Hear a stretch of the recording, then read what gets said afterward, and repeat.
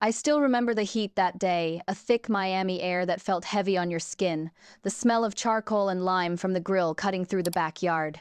We were at my mother-in-law's place for a Sunday cookout. Everyone was there.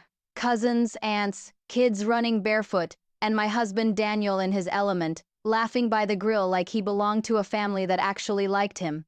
Isabel, my mother-in-law, smiled the way predators smile at prey. She told the same cruel little stories she always told, the ones that made people laugh politely while I felt the humiliation like a bruise. I nodded, I laughed, I played my small part because that's what you do when your whole life depends on looking like you belong. Then my phone buzzed. I saw the notification and that one line sliced through the noise like a knife. Stay calm. Don't let them see. Check your house when you get back, you're not alone in there. My hand went cold. My heart must have sounded like a drum inside my chest. My first instinct was to look around. Who sent it? An unknown number. No name, no hint. My rational brain said it was a prank. My gut said the opposite. I smiled at Isabel as if nothing was wrong. I laughed at Daniel's joke. I kept my face steady, because if I reacted, whatever this was would know I knew. But that text rewired everything for me. That moment became a pivot. The warm Sunday turned into a trap I could feel but couldn't yet see. When we drove home that evening, I told myself I was being paranoid. But when I closed our front door behind me, I made a promise in silence nobody would film my life and use it like a weapon. I would find out who sent that text. I would find out what they were planning.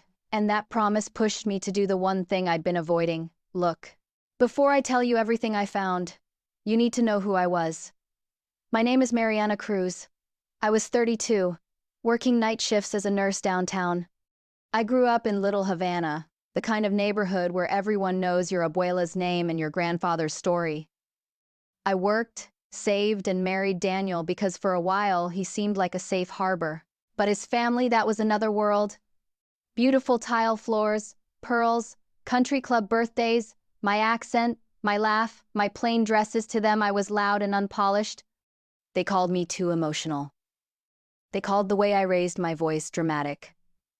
Most of all, they called me expendable. When my daughter was born, their contempt turned into calculation. Isabel started making comments about stability and fitness. At first, they were little needles. Comments about sleep schedules and baby food and my style of mothering. But needles can become a net if you let them. For years, I swallowed it. For my daughter, I swallowed it. For Daniel, I swallowed it. I thought marriage meant protecting the family at all costs. I thought men defended their wives from their mother's barbs. Daniel would give me a look and say, "She doesn't mean it." He meant, "She's family." He meant, "Keep the peace." So when that text arrived, the part of me that had learned to survive in silence snapped awake.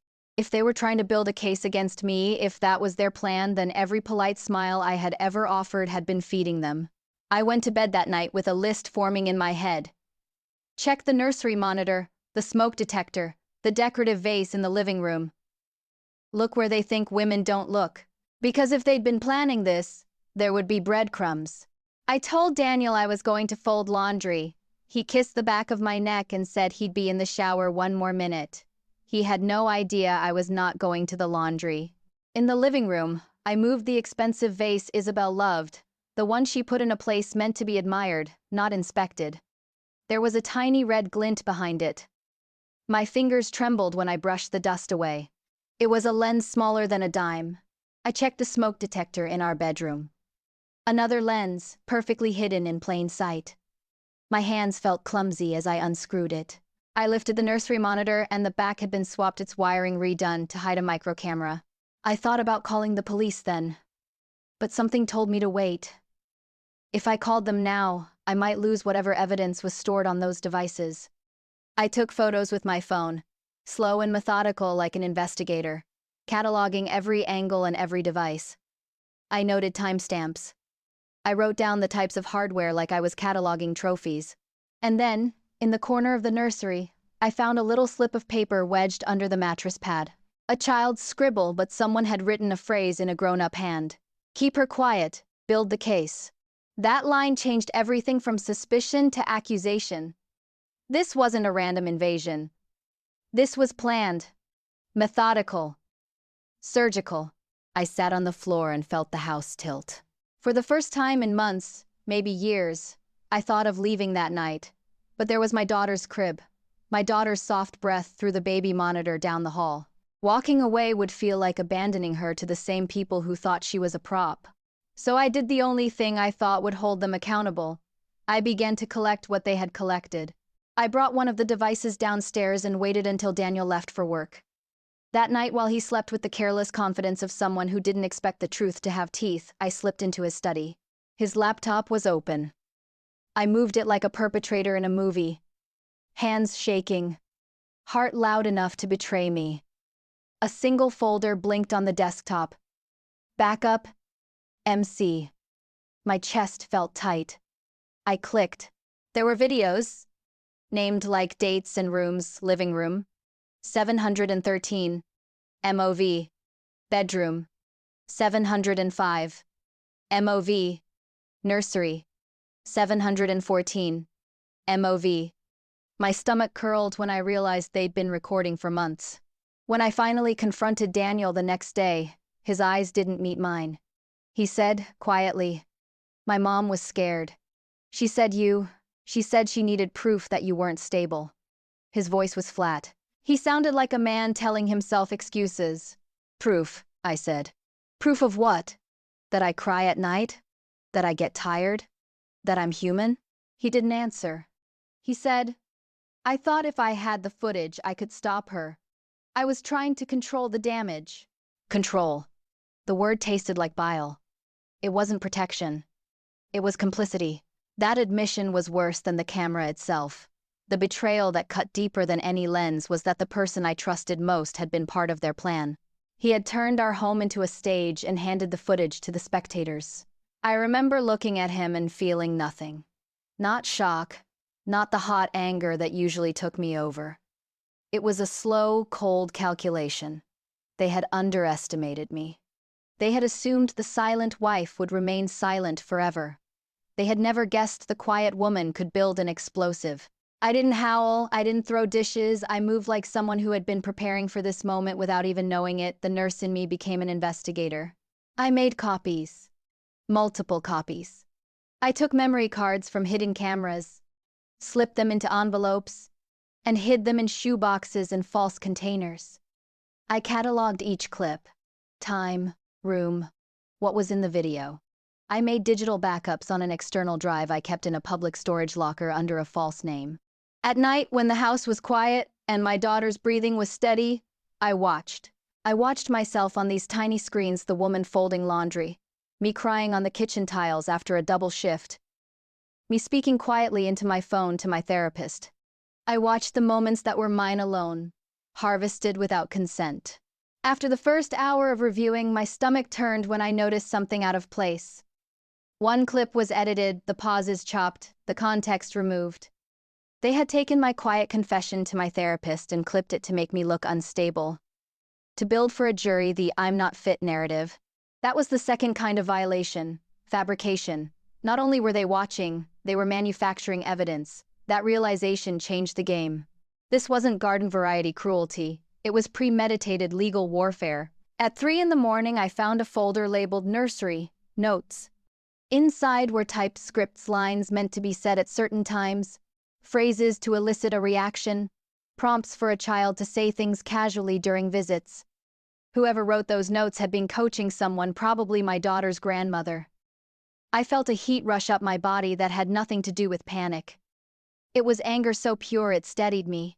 I knew then I had to do 3 things: protect my daughter, preserve the footage as evidence, and find an ally inside this family.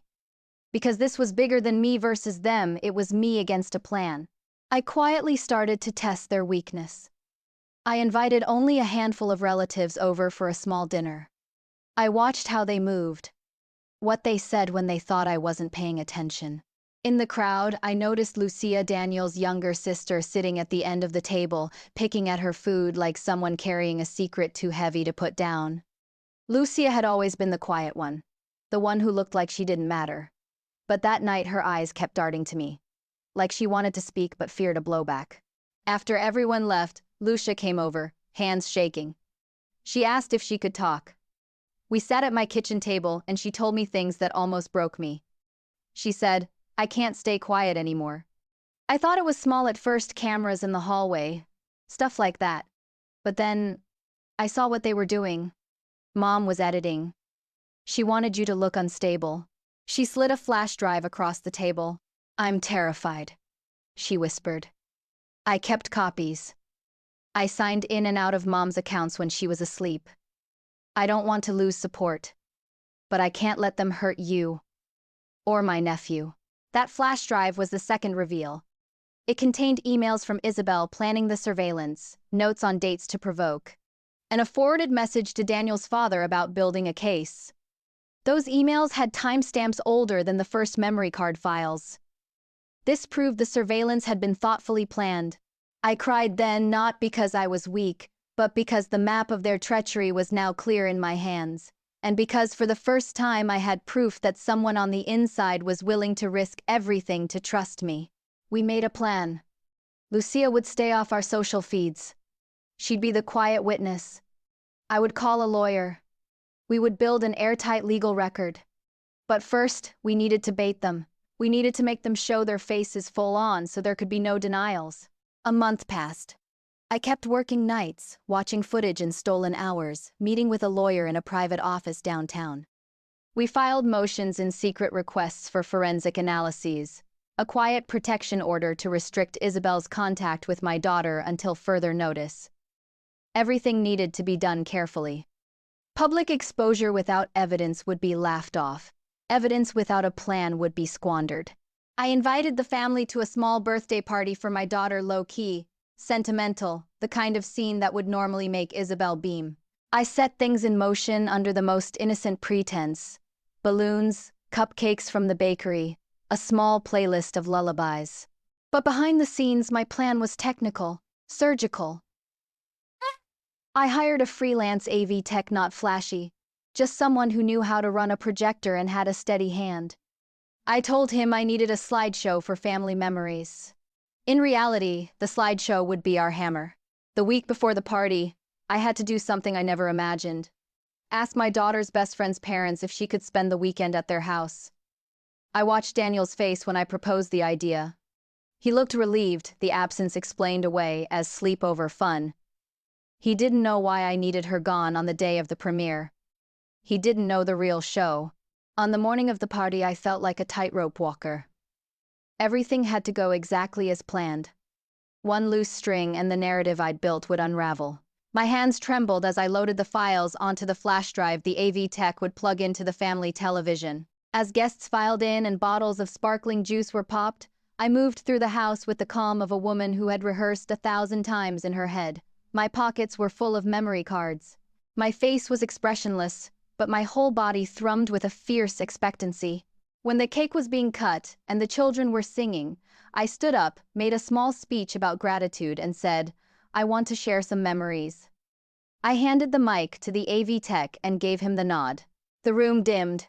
The TV, the very thing Daniel had always used to play sports, lit up with images.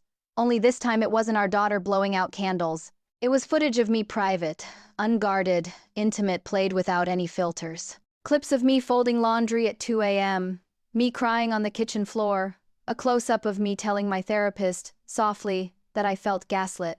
Then the montage shifted. Side-by-side comparisons appeared. The edited clip Isabel had circulated sped, cut, with my words rearranged and made to sound frantic next to the original unedited footage. The difference was grotesque. For the first time, their manipulation had a face. You could hear the air leave the room. Conversations stopped mid-sentence. Forks clattered on plates. Faces drained of color. Isabel sputtered. Her voice was thin as a string when she said, "This is a setup. She did this." Daniel lunged for the remote, moving with the animal panic of someone trying to silence the truth. But the AV tech hired for the exact purpose of not being intimidated stepped between him and the television. My lawyer, standing in the corner with a calm I envied, said, "Tampering with this presentation is obstruction." That's when Lucia rose and walked to the projector. She faced the room and read aloud from an email she had copied. Plan 4 if Mariana snaps. She read about dates, about phrases to use to provoke, about the cameras. People began to look at Isabel differently, not just shocked but appalled. My husband's reaction was a punch in the gut. He looked at me like I'd ruined him. But at that moment, I felt nothing but a cold relief. The mask had dropped. The family that had tried to weaponize my life now had to watch themselves being exposed. Somehow, I'd done it. I had taken the evidence they used to make me small and turned it into a living accusation in front of everyone who mattered to them. The following weeks were a media whirlwind I hadn't invited but couldn't escape. The local paper picked up the story. The station ran a brief segment on psychological surveillance in families. My lawyer had everything filed. Invasion of privacy, illegal surveillance, attempted parental alienation. The judge issued a protection order. My daughter's contact with Isabel was suspended. Daniel tried to plead ignorance publicly. He posted old family photos, captioned them with apologies and pleas about healing. There were supporters who bought his version for the first week. But evidence is a stubborn thing. The emails Lucia handed over struck differently than anyone's remorseful post. At the first hearing, I sat with my lawyer and watched as the judge reviewed the copies of the footage. He did not sugarcoat it. He called the acts predatory and manipulative. He issued a temporary custody order in my favor and a no-contact order against Isabel. People in our community called my house the case, some with curiosity, others with pity. I got messages from women who told me they had similar experiences. From a woman who said, "He filmed me too," to a man quietly telling me his sister had been through the same type of manipulation. The more the story spread, the more I saw a pattern, and with pattern came leverage. That was when I made a choice I never thought I'd make. I leaked portions of the evidence to a trusted journalist. Not the intimate stuff, but the emails that showed premeditation. The charity event calendars showing how Isabel cultivated influence, and the partner's involvement in covering papers. The goal wasn't revenge for revenge's sake. It was to protect other women and to ensure the entire scheme couldn't be swept under a rug. The fallout destroyed reputations. Sponsors pulled from Isabel's charity. Daniel's boss started distancing himself. But the personal cost was steep. My daughter was now the subject of community whispers, and my own nights were crowded with fear. I had won, but the victory had teeth that bit at my peace. Just when I thought we had turned the page, a plain white envelope arrived in my mailbox. No return address, no stamp that hinted at distance, just a photograph my daughter walking to school, her tiny backpack slung over one shoulder. Someone had circled her in red ink. I remember the smell of the paper, the way it felt like ice in my hands. My stomach dropped to a place that seemed bottomless. Whoever had slipped that photo across my doorstep wanted me to know they could still reach me. That act changed the tenor of the whole saga. The threat was no longer only about reputation. It was about safety. I called my lawyer. We updated the police report.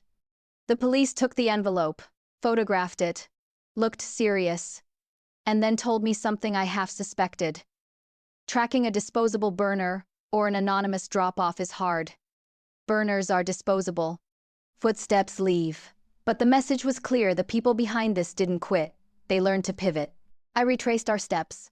The rental company records, the phone numbers from the camera modules, everything led, at first, to dead ends. But one late-night call from a detective changed that. He told me a serial number on one of the micro cameras tied back to a small rental unit downtown. That unit's lease had been paid through an anonymous shell company with ties, faint as a fingerprint, to a local law partner named Marcelo Varela, a man I had seen at family events. A man who'd smiled politely while Daniel's future was being plotted. Suddenly the scope widened. This wasn't just a spiteful in-law. It was a network that used influence and legal know-how as armor. That realization scared me more than the cameras ever did. But it also showed me where to strike. We dug into public records, subpoenas in hand. My lawyer moved quickly.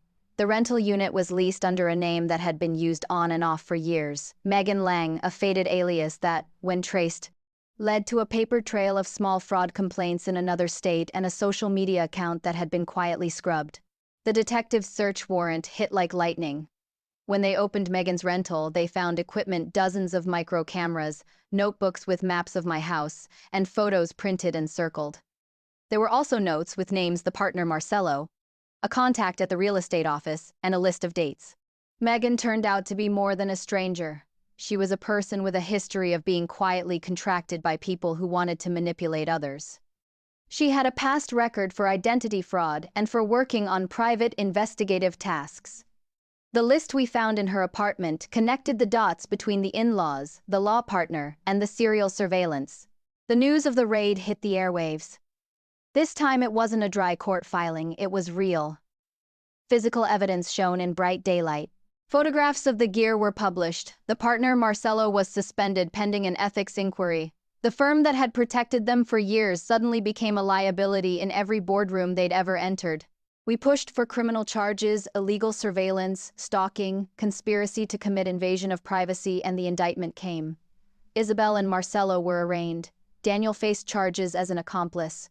People who had once bowed to their influence now kept their distance. For the first time since that text, I slept a little without flinching. But then another photo came.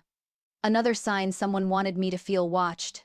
Months later, I moved with my daughter to a small, sunlit house in a quiet cul-de-sac where the neighbors watered their lawns and waved hello. I changed schools. I changed doctors. I changed my life in ways that felt like both a retreat and a rebirth. The court ordered Megan and Marcelo to stand trial. Isabel was found civilly liable for invasion of privacy, and the court extended the no-contact orders. Daniel's standing in the community collapsed, and his job evaporated under the weight of the indictment. I didn't cheer to see them fall. I felt a hollow vindication. What I wanted more than their punishment was my daughter's peace. But I also learned something harder. Winning on paper didn't mean the noise in your head would go away. I installed security systems, privacy measures, and regular checks. I taught my daughter boundaries without telling her the ugly details. I wrote everything down not for drama, but to leave a record if anyone ever tried to gaslight the story away. The last twist I'll tell you about is the one that made me understand the true cost of exposing predators. I received an anonymous voicemail once, a whisper of a woman's voice saying only, "You shouldn't have poked the snake." The line went dead. My lawyer logged it as evidence. The police traced it to a burner that ended at an untraceable outlet overseas. The message meant nothing in isolation, but combined with everything else, it was a reminder that some people are not just ashamed when exposed, they escalate. In the end, I didn't want my life to be a cautionary tale 1,000 times over. I wanted to be a voice for other women who had been recorded, edited, and weaponized. I used my story to talk to local groups about consent and digital privacy. I wrote essays. I declined offers to monetize my pain. I spoke quietly to communities who needed the courage to file, to speak, to hold the line. If you ask me now whether revenge made me whole, I'll tell you, no. Revenge delivered justice on paper, and that mattered.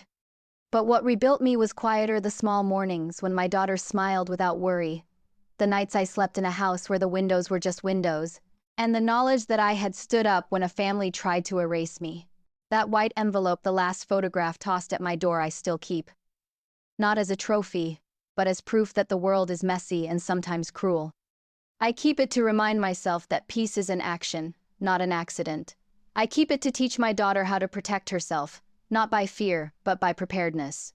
So if you're listening and you think someone is watching you, trust your gut, document what you can, find a quiet ally, and know this: the people who try to silence you often forget one thing: you can choose how to tell the last chapter. Because I did. Thank you for being here. If you enjoyed this, go watch the one of the left, and don't forget to hit like and subscribe to the channel for more tales of triumph over injustice and a saga of ultimate revenge.